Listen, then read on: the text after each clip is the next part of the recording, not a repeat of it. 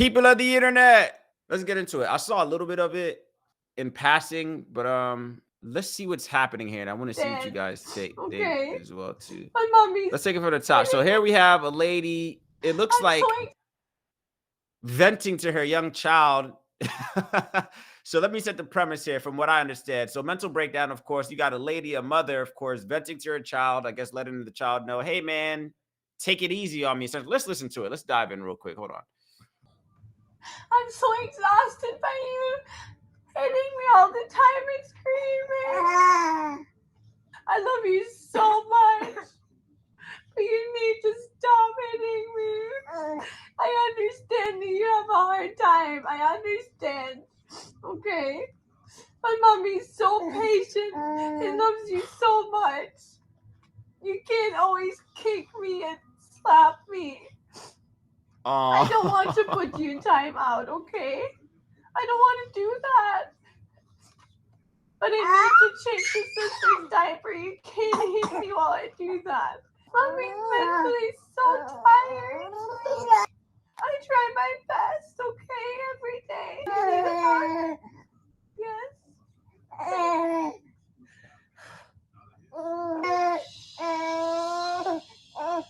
Show a little bit more love. Can we try that? Yes. Can we try to hug more and kiss more?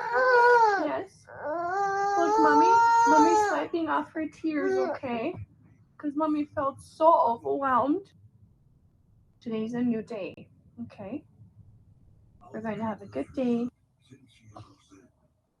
All right, hold on. I want to read what's on the screen as well too.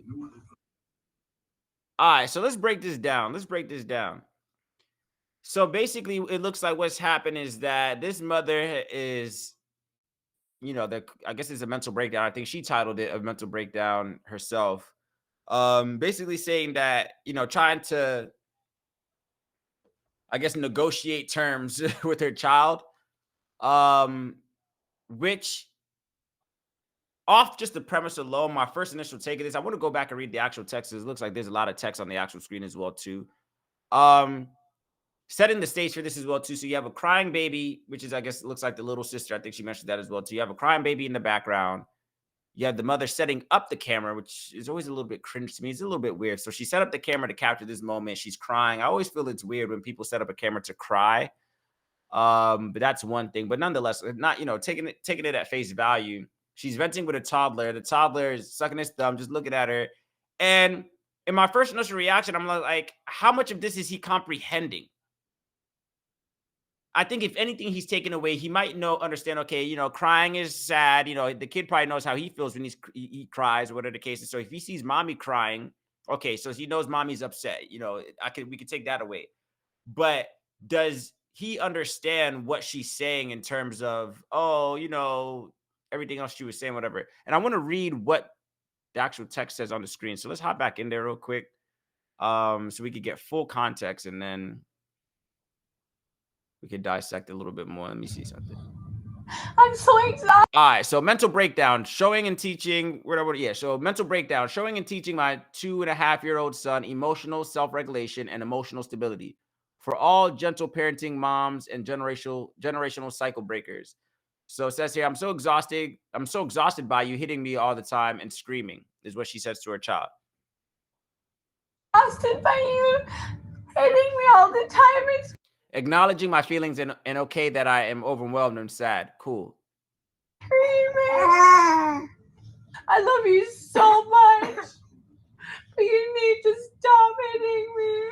I love you so much, but you need to stop hitting me. Okay. Look at the little boy this entire time as well, too. I understand that you have a hard time. Acknowledging his feelings, acknowledging that he feels overwhelmed, frustrated, and angry at times, but also getting clear boundaries and also setting clear boundaries in how his actions make other people feel. Okay, I understand you have a hard time. I understand, okay? I understand. Okay. My mommy's so patient and loves you so much. Mommy's so patient and loves you so much. You can't always kick me and slap me. You can't always kick me and slap me. I don't want to put you in timeout, okay? I don't want you to put you in I don't wanna timeout. Says here, Elliot has been sick back to back with RSV twice, multiple ear infections, viral infection, the flu, and a stomach virus. He has been on steroids 4 times since, wow, he has been on steroids 4 times since November 2023 because of his asthma and his bad RSV infections.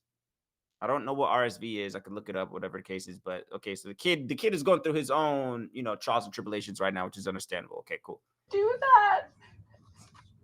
But I need to change his sister's diaper. But I had to change the 15 diaper. You can't hit me. I think it's sister's. Oh, okay. So it's trying to translate. But I have to change your sister's diaper. You can't hit me while I do that. Okay. Oh. You can't hit me while I do that.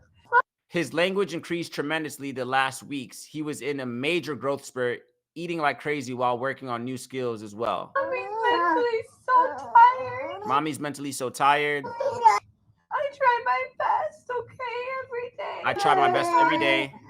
Yes. Asks if she can have a hug. He agrees. He obliges. He obliges to the hug.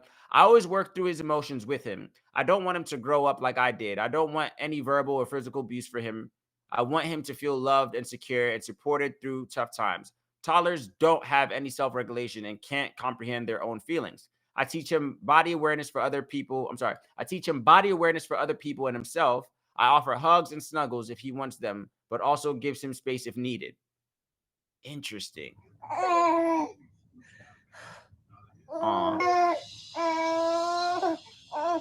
Show a little bit more love. Can you show a little bit more love? Can we try that? Yes. Oh. Can we try to hug more and kiss more? The last 3 weeks have been very overwhelming for me. I constantly feel that I can't do good enough for one of my kids because both have very specific needs right now, especially Elliot. He requires a lot of attention right now. I have been overstimulated by his constant by his constant tantrums, screaming, hitting, kicking phase. Yes. Look, mommy's wiping off her tears, okay? Look, mommy's wiping off her tears, okay? Because mommy felt so overwhelmed. Because mommy felt so overwhelmed. I am not asking for advice. I am sharing this moment to encourage other moms to break the cycle of physical and verbal punishment for children. Gentle parenting is so hard, especially setting all these strict boundaries without verbal and physical punishment. Please read the caption below. I know how hard it can be to constantly be needed to co-regulate and be there for others. Just know you are a wonderful mom and you are showing emotions. And you showing emotions is a good learning aspect for your children. Today's a new day, okay? Today's a new day. Everybody have a good day. Good day. I love you. All right. Okay. So here's my initial thoughts, right? Because again, you got to be able to empathize in situations like that, man. I feel like I'm very good at that. I'm able to feel other people's emotions. Like I feel like I can put myself in the shoes of the little child in here. I can put myself in the shoes of the mom. Okay. And let's do that actually. So let's go ahead and do that. So from the child, like I was saying before, I don't know if the child is comprehending. I think as far as this, and she mentioned, of course, the kid is 2.5 years old. The kid is in 2.5 years old. He's going through his emotions as well, through his tantrums. He's growing, whatever the case is, learning new skills, as the mom said. I'm wondering how far his comprehension goes in terms of what his mom is saying. Now, like I was saying before, yes, the mom is crying. I know the kid knows that, hey, he cries. He has, water that comes from his eyes from time to time. And in those situations, he knows it's not good, is what I'm thinking, right? So I know he thinks he sees, oh, mommy's crying. And I know I don't like how I feel when that happens to me. So she's doing it. She clearly doesn't seem, whatever the case is. She clearly doesn't seem happy, which is understandable. I think that's as far as his comprehension goes, in my personal opinion. I don't think he's understanding. He might understand, she mentioned, don't kick mommy, this, that, and the other, blah, blah, blah. He might understand that because I'm sure she's maybe said that a couple of times as well, too. Stop kicking, stop hitting, stop biting. So all of that is good and dandy. I think that's solid. Let's put ourselves in the shoes of the mom real quick. So the mom, of course, this is, it's a mental breakdown. She's overwhelmed, right? So she's overwhelmed. I'm not going to assume that she's a single mom. She may be, she may not be. I don't think too much context was given in this video, in this clip, of course, that says whether she is or she isn't. I don't want to necessarily assume that she is. Maybe, the father could be at work, whatever the case is. stay-at-home mom. I don't know her situation in full depth, I guess I should say. Um, so, putting that to the side, I would assume if she is a single mom, then yes, it would be very difficult. Of course, you have a 2.5-year-old son. And then of course you have, sounds like a little girl. I don't know how many months the young girl is that's crying in the stroller or whatever it is, the crib, whatever it is. So if she is a single mom, then yes, of course, this mental breakdown is valid. Like I said before as well, too, it's always strange to me when people set up a camera to cry. Like, I think crying itself is such a strong emotion where it's just like it could come off performative, right? So to capture this shot, of course, she had to set up the phone or whatever on a tripod.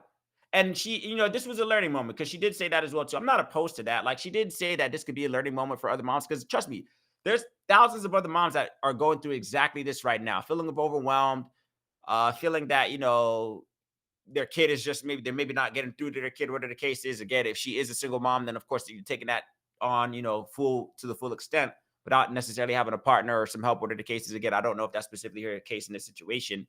But this is a learning experience because I'm sure a lot of moms probably reached out to her and, maybe, empathize with her a little bit as well too. Maybe, know exactly what she's going through, what are the cases. So I'm sure there is a demographic of women that out there that are grateful for her doing so.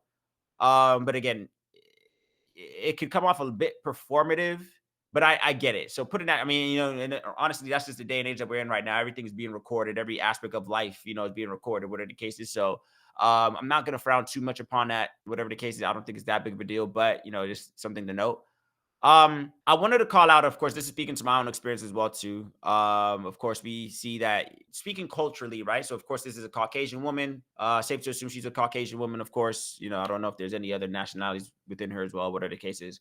I bring that up because, of course, she mentions that, of course, there's other ways to go about, getting through to your child, using their words, appealing to their emotions. Some of the reasons why I chuckled, while watching this, is because I know, depending upon the culture, this conversation could have went a lot of different ways. From my personal experience, in foreign cultures, African American cultures, this interaction would have happened a lot differently. Uh, this interaction would have happened a lot differently. Even at 2.5 years old, I feel like everybody has a breaking point. In my personal experience, I probably can't recall as far back as 2.5 years old, but I do know my parents didn't necessarily have that much patience with me, and some of the learning mechanisms that were used to get through to me when I wasn't doing, acting accordingly was with force, was with the belt, was with a slipper, was with a hand, right?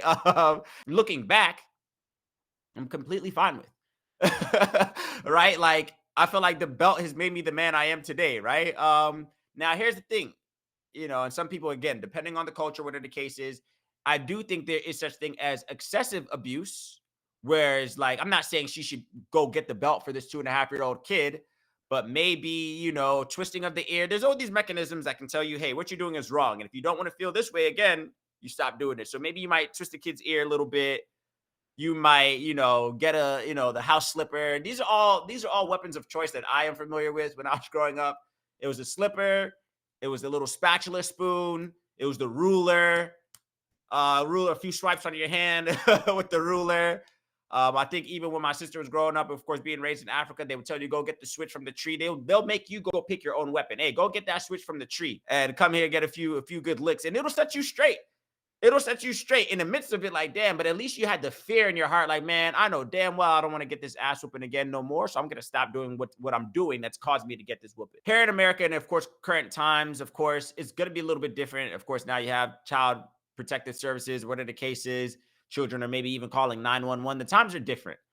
The culture is different, right? So, social service, social workers could end up at your door, whatever the case is. I even think back in the day, even if you played around and said that, hey, I'm calling, when you learned about 911 and, being able to call 911, you didn't even play around and play and say that you were going to do that with your parents. You probably just got it worse. If a kid was to call 911 on their parent and they actually showed up and the house is in order with the cases, the mom just, coherently explains to the police officers that, hey, my kid is just acting up. He called you on mistake, whatever the case is. Then they'll just go away. They'll even be mad that you let the kid call. Now, if the kid called 911 and they came to the household and there's, weapons and all this other crazy, and it looks like you're an unfit parent, unfit mom, unfit parent, then yeah, you're out of there. They'll pack you up out of there. It's interesting to me. This clip is interesting because depending on your background, depending on your culture, whatever the case is, depending on your parenting style, this interaction looks a lot different. What I will say, playing both sides, I can't necessarily say that she's wrong. This is not me, by no means is this me saying that her approach is wrong. It's different to me, but it's not necessarily wrong. Again, I just don't know how much of this interaction was picked up from her 2.5-year-old son. He's acknowledging that, yeah, mommy's upset. I think that's as far as it goes for him. Mommy's upset. She asks for a hug. He gives her the hug, whatever the case is. So that I understand. I'm interested to get other people's thoughts on this, man. Honestly, like, I want to hear what you guys think in terms of this. What do you guys make of this interaction? Mothers, and I'll say this as well too, man. Shout out to the moms. You got Mother's Day coming up as well too. Shout out to my mom.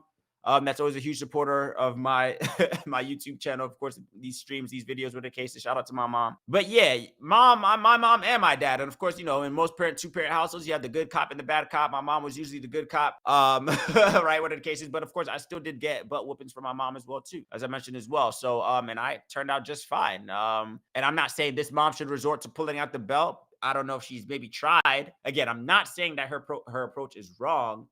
I just think that it's tricky, of course, but shout out to the moms, man. Shout out to the moms. Women, man, for my own mother to my own sister, of course, I have two nieces as well, too, watching her raise them as well. I know the struggles and I do empathize with y'all, man. For single mothers, I know some single mothers out there as well, too, man. Like, shout out to y'all, man. Like, y'all are strong. Like, that's why anybody, like, I feel like it is a noble role to just be a mom. If you're a stay-at-home mom, people ask, like, oh, what do you do? It's like, and you respond, like, I'm a mom. That's noble, bro.